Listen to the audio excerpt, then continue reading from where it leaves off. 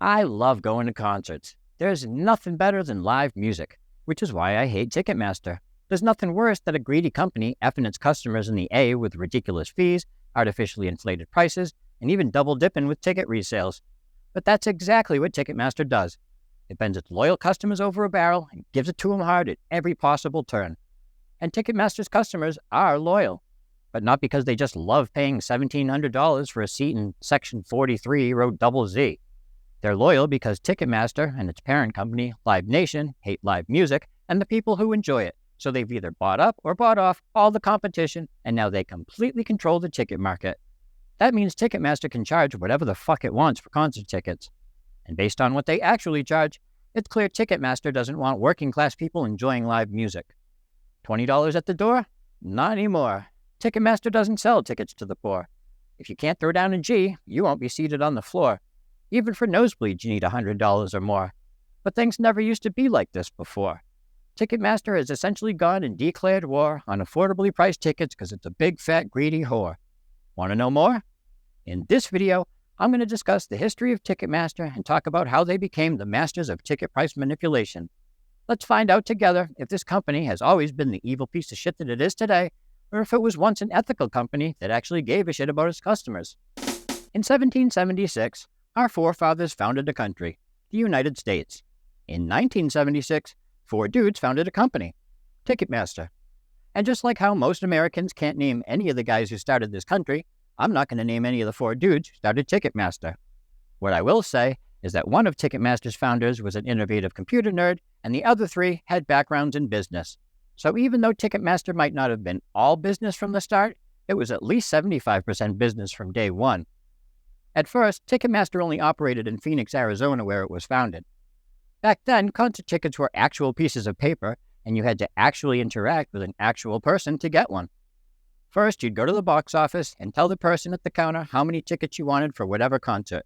Then the clerk would look at the price on the ticket, multiply it by however many tickets you asked for, and charge you that exact amount of money without tacking on shitloads of unnecessary fees.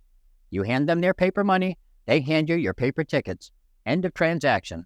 This might sound good, but it wasn't without its problems. Pen and paper bookkeeping was prone to errors and often contributed to long lines at the box office. Fortunately, the founders of Ticketmaster developed an electronic solution that would forever change the way people bought concert tickets. Since I believe in giving credit where credit's due, I actually will name one of the founders, the computer geek, since he seems to be the one who did all the actual work, Peter Gadwa. It was his computerized ticketing software that would eventually allow Ticketmaster to dominate the world. So if you like being able to buy tickets without having to interact with even a single human being, Pete's the guy to thank. During Ticketmaster's first few years, they only operated in the Phoenix area. But after proving themselves in that market and demonstrating that their software could save venue owners lots of time and money, Ticketmaster was ready to expand. So around 1981, they hired attorney and businessman Fred Rawson to be their new CEO. This dude took Ticketmaster to a whole new level. He also took it to a whole new city, moving the company from Phoenix to Los Angeles. By making venues and promoters sign exclusivity contracts so they couldn't use other ticketing services, and by either buying up or suing to death all their competition, Ticketmaster quickly spread across the United States. By 1985, they'd even started operating in Canada and Europe.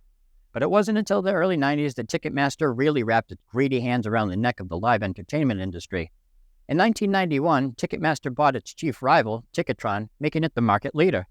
And by getting in on the internet craze early, launching Ticketmaster.com in 1996, this company secured its spot as top dog in the ticket game. It was that same year, uncoincidentally, that Ticketmaster had their IPO, making it a publicly traded company. And like every single other publicly traded company, Ticketmaster's ultimate obligation isn't to its customers or even its employees, just its shareholders. And Ticketmaster has made lots of money for its shareholders since going public in '96. This company would continue to grow throughout the second half of the 90s and all throughout the 2000s by doing what it did so well, continuously jacking up ticket prices and buying off all the competition. In the late 2000s, Ticketmaster scooped up Tickets Now, Passiolan, GetMeIn.com, and a bunch of other companies. Monopoly Man would surely be proud. But it was the 2010 merger with Live Nation that really did it for Monopoly Man, giving him a giant erection that lasts to this day. By merging with Live Nation, Ticketmaster secured its dominance over the concert ticket market. Throughout the 2010s and 20s, they continued buying up whatever little competition was left, Additionally, Ticketmaster lobbied both state and federal lawmakers to pass legislation that would give them dominance over not only the concert ticket market, but also the concert ticket resale market. And since most politicians are spineless morons who can easily be bought off, Ticketmaster's efforts were ultimately successful. All of this has led to the shit show we have in front of us today. Actually, if shit show was an actual show, Ticketmaster would probably charge like $80 in fees for a $20 seat, and then another $80 when you resell your ticket because you decide not to go to the shit show because someone you know said it's going to blow. Wait a minute, when I bought this ticket, you charged me a processing fee, a service fee, and a delivery fee, even though all three should be free. And now that I'm selling my ticket for a seat in row 43, you're charging me an additional resale fee? Gee, I wonder why everyone thinks Ticketmaster sucks a big fat D. You want to show off your love of music with a comfortable, stylish, and affordable t-shirt like this one? How about one of these? You can find shirts, mugs, stickers, and all sorts of other funny music-related merch at MusicBSharp.com. Whether you're looking for a gift to give a music-loving friend, or just want something for yourself you can use to make that friend jealous, at MusicBSharp.com, you'll find what you're looking for. MusicBSharp.com. Nowadays, it's no secret that Ticketmaster is a greedy corporation that doesn't give a fuck about its customers. It's obvious to anyone who's bought concert tickets over the past few years. The prices have become absolutely insane. If that extra money was going to the artist, that'd be one thing. But it's not. It's going straight into the pockets of executives and shareholders. Artists and venue owners have been complaining about Ticketmaster for decades. And for decades, lawmakers have, at best, turned a blind eye, and at worst, passed legislation actually enabling Ticketmaster's stranglehold on the market. But now that Taylor Swift is talking about how much Ticketmaster sucks, people are finally starting to pay attention. The Department of Justice just filed an antitrust suit against Ticketmaster, even though they're the ones who okayed the merger with Live Nation in 2010. Fun fact, rearrange the letters of Live Nation and you get Anoint Evil. Taylor might be the most prominent critic of Ticketmaster, but she certainly ain't the first. Other artists have been more swiftier to criticize the company. In 1994, Pearl Jam filed a complaint with the Department of Justice claiming that Ticketmaster charged excessive fees, used shady business practices, and had become a monopoly. Pearl Jam tried to book their own tour without Ticketmaster, but the giant company made this impossible by threatening every single venue the band wanted to play. Ultimately, Pearl Jam had no choice but to go back to using Ticketmaster because, unsurprisingly, despite an investigation, the DOJ didn't do shit. But the one good thing to come out of the whole Pearl Jam Ticketmaster controversy was that it raised awareness about what a scummy company Ticketmaster had become. Plenty of other artists, along with their fans, have had issues with Ticketmaster since the Pearl Jam fiasco. In 1995, fans of the Grateful Dead filed a class action lawsuit against Ticketmaster for charging excessive fees.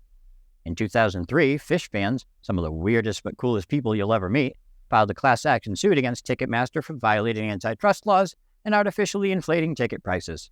In 2013, fans of Drake filed a lawsuit against Ticketmaster, alleging that it engaged in deceptive business practices. All of these cases, along with several others, were settled out of court. In other words, Ticketmaster shut these people up by buying them off. But it's not just fans and artists getting paid by Ticketmaster to shut the fuck up. Multiple governments have collected millions in fines from Ticketmaster over the years. Like all good monopolies, Ticketmaster's business model follows the following formula. Engage in illegal activity to make shitloads of money, get fined by the government for a tiny fraction of that money, and then continue to engage in illegal activity without anyone ever being held responsible. To companies like Ticketmaster, fines are just the cost of doing business, and business is good. In 2023, Live Nation brought in over $22 billion in revenue. For context, that's more than entire countries like Madagascar and Albania bring in annually, and it's more than double what countries like Armenia, Namibia, and Mongolia make every year. About $3 billion of Live Nation's 2023 revenue came from Ticketmaster's ticket sales. That's more than Greenland's entire GDP. To put it simply, Ticketmaster and their parent company, Live Nation, make a lot of fucking money. Too much if you ask me. Now, I'm not against making money, and I love the convenience of being able to buy concert tickets while sitting on the toilet, but it's obvious that Ticketmaster is a monopoly and has been for a long time. No single company should be allowed to dominate a market, especially one that regularly engages in all sorts of unethical, and in many cases downright illegal, business practices. I say we unmerge Ticketmaster and Live Nation, and then do the same thing with Monsanto and Bayer, Disney and Fox, Facebook and Instagram, and all the other mergers that have led to nothing but higher prices and shittier products. But I'm not holding my breath. Just because the Department of Justice is investigating Ticketmaster, again, doesn't mean they're going to do anything about it. They didn't last time, or the time before. I predict the DOJ will give Ticketmaster a little slap on the wrist, then let them go back to conducting business as usual. But who knows?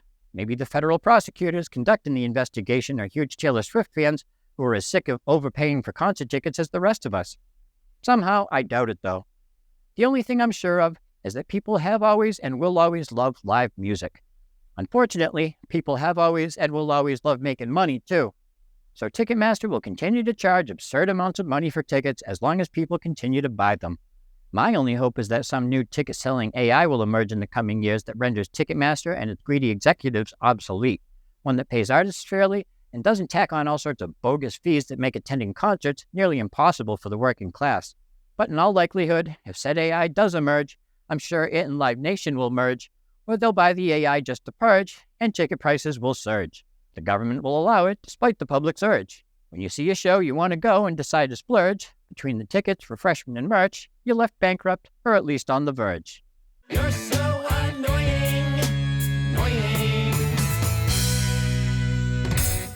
If you like this shirt, it's available in lots of colors and sizes at MusicBSharp.com, along with lots of other funny music-related merch. Link in the description. If you like these videos and want to help support this channel, visit my brand new Patreon page where I'll be adding exclusive bonus content, behind-the-scenes footage, and more. Link also in the description. And if you'd like to hear some of my music, click that link in the description or search for this dude on Spotify, YouTube, or wherever else you listen to music.